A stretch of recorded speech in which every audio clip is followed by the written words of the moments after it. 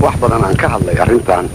أنك كلت لي شعبي الصومالي dhibaatooyinka dagaalka iyo fidnada iyo waxaan jira haddana waxay la tahay lagama maarmaan inay tahay inaan mar kasta aan ka daalin aan ku noqdo waxaan u jeedinayaa shacbiga Soomaaliyeed inay gartaan isdilkaan oo faa'iido u keenaya inuu soo jirin tan labaad oo ka sii xun waxa weeye haddana boobkii bilaqaysiga jidaysiga xoolaha dadka masaakiinta la dhaco wax ka fool xun jirin kuwiya la dhacaya wariyaha laga qadanaya dad baa xoolihiisa la dhacaya dukaamada la jabsanaya arrin fool xun weeye aad iyo aad u fool xun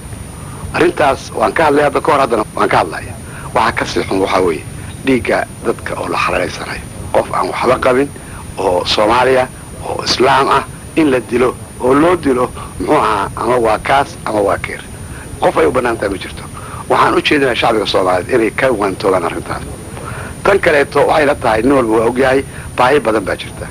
baahidan hadda ka hor baa oran jiray biyo sacbada looga dhigay haddaynan u jeesanin intaanu xabadda isku jeedno inaan dalkeena wax ka soo saarno oo ogtiin laga soo saari karo beeraha laga soo saari karo badda laga soo saari karo xoolaha laga soo saari karo haddayna xagga u jeesan ee aynu inagu isku jeedno waxa iman doonta ayaanu in la socono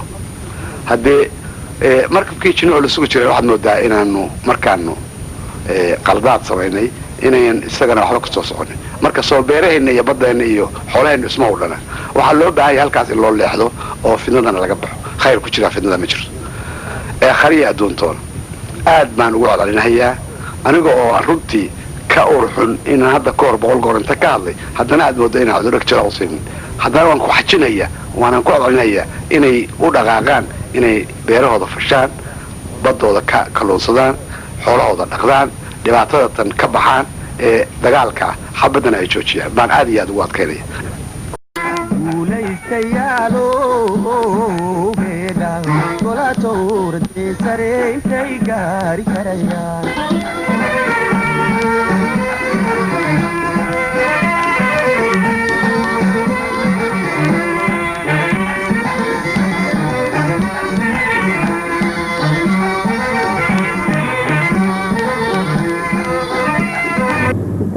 inta waxaan ku dhaafay barnaamijkii gaarka ahaa